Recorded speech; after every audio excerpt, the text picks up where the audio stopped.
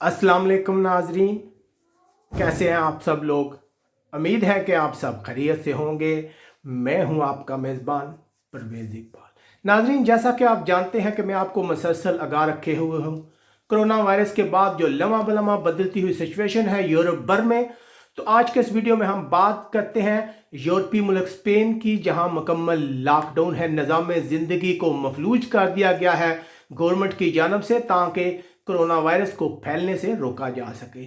आज के इस वीडियो में हम अंदाज़ा लगाने की कोशिश करेंगे कि क्या ये पाबंदियां अपना असर दिखा रही हैं, क्या कोरोना वायरस जो है वो कंट्रोल हो रहा है या मज़ीद फैल रहा है। लेकिन सबसे पहले जिन लोगों ने अभी तक हमारे चैनल को सब्सक्राइब नहीं किया वो फ़ौरन सब्सक्राइब कर लें। इसके अलावा जो लोग हमारे वीडियो को पसंद करते हैं वो लाइक भी कीजिएगा। जब आप लाइक करते हैं तो इसका फ़ायदा ये होता है कि ये दूसरे लोगों तक भी वीडियो पहुंच पाती है। तो बात करते हैं स्पेन की। जो नए अदादो शुमार हमारे पास आए हैं उनके मुताबिक 15 अमवात रिपोर्ट हुई हैं। अगर इसका मुआयना किया जाए गुज़िश्ता रोज़ से तो तकरीबन अच्छी सूरत नज़र आती है, क्योंकि गुज़िश्ता रोज़ 100 के करीब अफराद हलाक हुए थे, आज सिर्फ 15 अफराद हलाक हुए हैं। इसके अलावा अगर केसेस की बात की जाए, जो इजाफा जो रिपोर्ट हुआ है वो तकरीबन 1203 है, वो भी कम नज़र आता है, क्योंकि इससे पहले जो हमने आपको बताया था कि तकरीबन 2000 के करीब नए केसेस सामने आए थे। इस लिहाज से अगर देखा जाए तो आज का दिन अच्छा नज़र आ रहा है। जो फिलहाल जो मौजूदा सूरत हाल है वो हौसला अफजा है कि शायद गवर्नमेंट की जो पाबंदियां हैं वो असर दिखाएं और ये कोरोना वायरस जो है इसको काबू किया जा सके।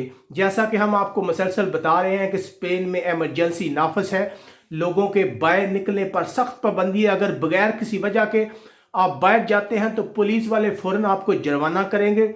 वो जुर्माना 100 यूरो से होकर 1 साल कैद की सज़ा भी हो सकती है।